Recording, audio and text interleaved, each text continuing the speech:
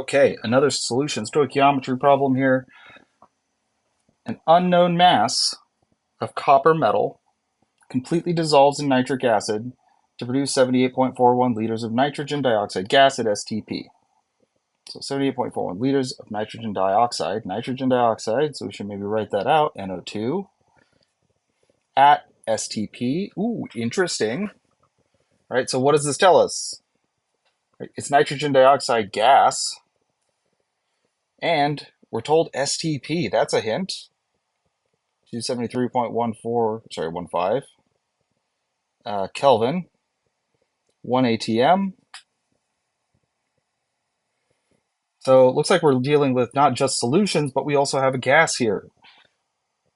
Now, an unknown mass of copper, so that's grams of copper solid, kind of what the metal tells us.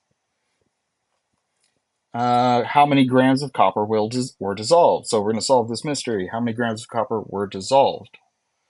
So that means when we're looking at sort of the core of our stoichiometry problem here, because two different compounds, mole ratio, this will be moles of copper in the product, or sorry, not moles of copper in the product, but it's moles of copper that we're looking for to get to grams of copper, because again,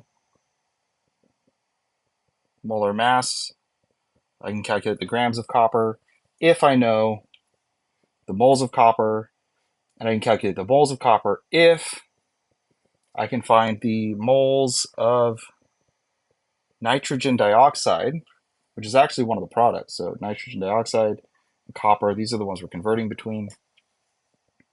Now, how do I find moles of nitrogen dioxide? Well, it's the other thing. One way we could do it, could use PV equals nRT, but again, STP means that I can use 22.41 liters per 1 mole of gas. I know how many liters of gas I have. So I can use 22.41 liters per 1 mole to go from liters of nitrogen dioxide to moles of nitrogen dioxide. So 78.41 liters NO2.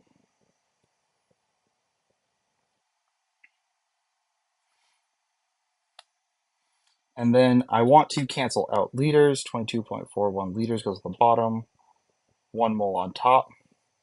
That's moles of nitrogen dioxide. Now I use my mole ratio. 2 moles of NO2 for every 1 mole of copper. Not copper nitrate. Remember, it's copper metal. So copper metal.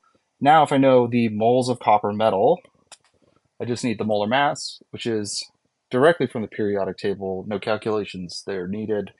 63.546 grams of copper for every 1 mole of copper. And now all we have to do is crunch the numbers. So 78.41 times 63.546 divided by 22.41 divided by 2. And that equals 111.17 grams of copper. That's kind of a lot of copper. But how many sig figs do we have? So it looks like starting from this number, that's 4, and then this is 4. That's the only other number that might restrict our number of sig figs. So we're looking at 4. And this is another case where I can write my number like this, 111.2 grams of copper. That's the correct number of sig figs. I can also write it as 1.112 times 10 to the 2 grams copper. That's also the correct sig figs and represents the exact same number. To give you a last chance to snapshot this or pause, and we'll move on to the next.